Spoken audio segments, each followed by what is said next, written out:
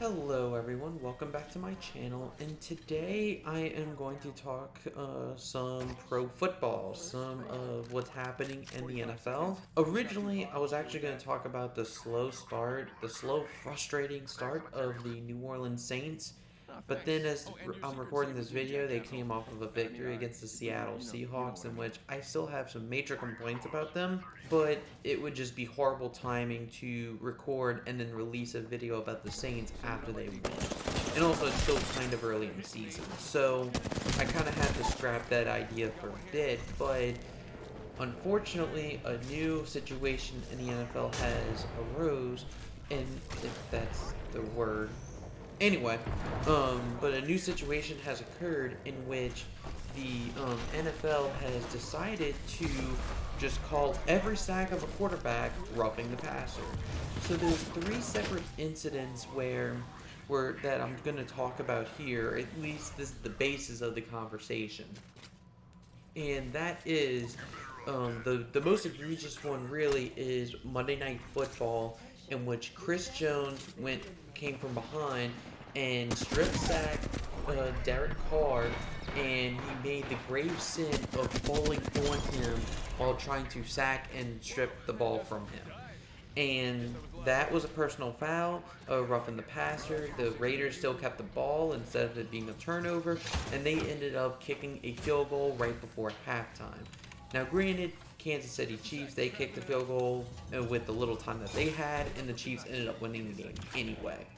That whole game was just a big cluster of penalties, okay? But that was obviously the most egregious one.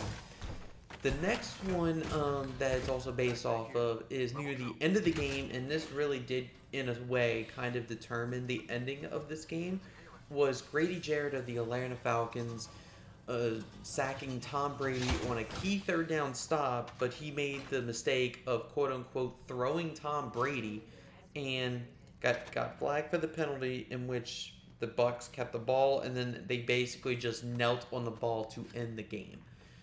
And then the third one wasn't really a sack, but it was a Patriots player in the Patriots versus Lions hitting Jared Goff and just slapping him on the helmet inadvertently and getting a penalty. And I believe he actually got fined too, but I'm not sure about that one. But those are just three of many examples of how soft the NFL has gotten, especially in its treatment towards quarterbacks. And then on the flip side to that, in the last few weeks, you had the problem with the Miami Dolphins starting quarterback Tua Tagovailoa, who got slammed onto the ground. I believe it was first against the Bills, and you could tell when he got up, he was obviously hobbling. He had no balance whatsoever. It was either the Bills or the Ravens. I'm trying to remember. And then the Dolphins said that he had a back injury, in which everyone was like, no, this is BS. Someone with a back injury doesn't react the way that Tua Tagovailoa reacted. And then played 4 days later on Thursday night against the Cincinnati Bengals, and then got slammed hard onto the ground, in which his fingers just kind of crumpled up like I don't even know what. It was a scary sight to see for anyone that watched the game that Thursday night. And that was the week before, or maybe it was that week of this previous Sunday games. I'm trying to remember off the top of my head. But anyway, but you had that going on for 2 or 3 straight weeks is the main point. And yet, the NFL is just basically reacting in the worst way and is just running. Basically, it's just like they're running like chickens with their heads cut off. That's really what it feels like here. They've always said they're all about player safety. That's their motto. That is their top priority, and yet they just show miserable failures on the opposite ends.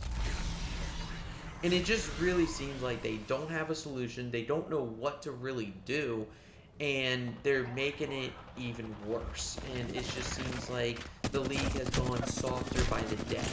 All right, and so it's just more like a rant more than kind of coming up with a solution. Because again, I'm just a guy who works a job 4.5 days a week or something like that, plays video games, and just likes to talk a good amount of BS. I still live with my parents, as I think I've shared multiple times.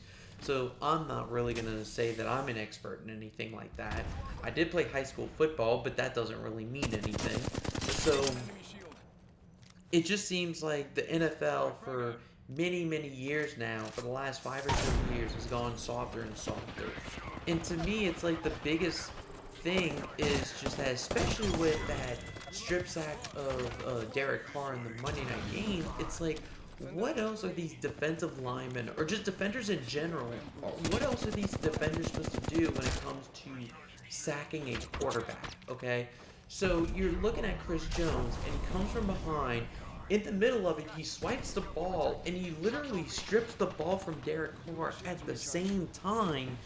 And yet, because he falls on Derek Carr that's roughing the passer, it's like, what else was Chris Jones supposed to do?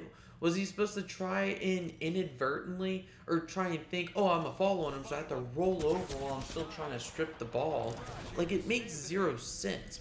So I would have loved to ask these officials on the field and the NFL in New York and be like, okay, what else is this dude supposed to do, okay, and not get penalized on this play?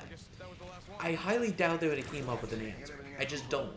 It's just like they try and come out with stuff you're not supposed to do, but then they don't come out with, here's how you do it, okay, and here's the solution, and that's about it. And if you don't have a solution, why are you addressing the problem in the first place? I'm not saying there isn't a problem, because again, I go back to the whole Tua Tagovailoa situation where he's obviously concussed and they still throw him out there for whatever reason, and obviously the whole concussion protocol thing did not work for him one bit, no matter if it's a failure on the NFL, if it's a failure on the Miami Dolphins medical staff, or if it's a failure on the head coach, Mike McDaniel.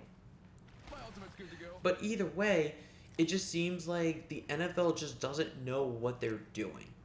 And so I really wish I had a solution, but unfortunately I don't.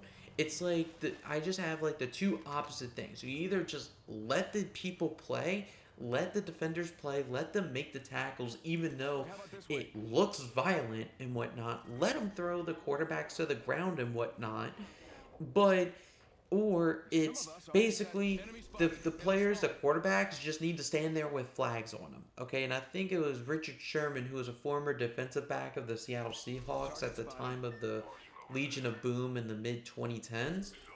That's basically what he said. It's like, well, if you're going to call everything rough in the passer, then you might as well just put flags on the quarterback. In which case, especially after this past weekend, I would actually not totally disagree. Because if you can't sack a quarterback in the ways that Chris Jones did, or the fact that on the way that Grady Jarrett did, it's like, okay, what else can you do?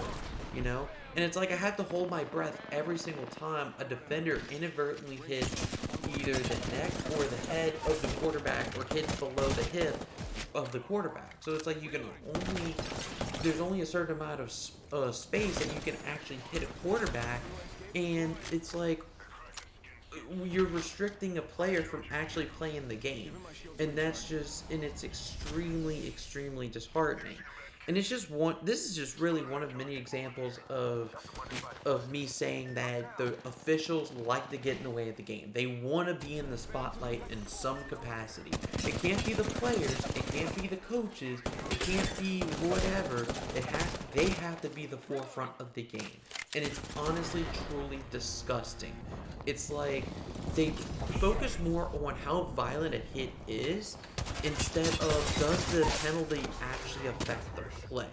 And holding penalty is actually the biggest example of it. If someone actually holds another player, but they're on the opposite field of the play, why are you calling the flag? It has no effect on the play whatsoever. But if there is a slight holding penalty that actually does affect the play, then yeah, you gotta call the flag, okay? It just seems like the priorities of the NFL is just completely backwards. when it comes to player health or player safety, which is what they claim to be their top priority, and then when it comes to officiating, okay? It's extremely frustrating, and I just wanted to kind of make my voice heard about this. I'm hoping that you guys are with me, but I definitely want to hear from you guys. Comment in the comment section down below and tell me what you think about this. And I hope you enjoyed this video. Like this video if you liked it. Subscribe if you are new. Peace.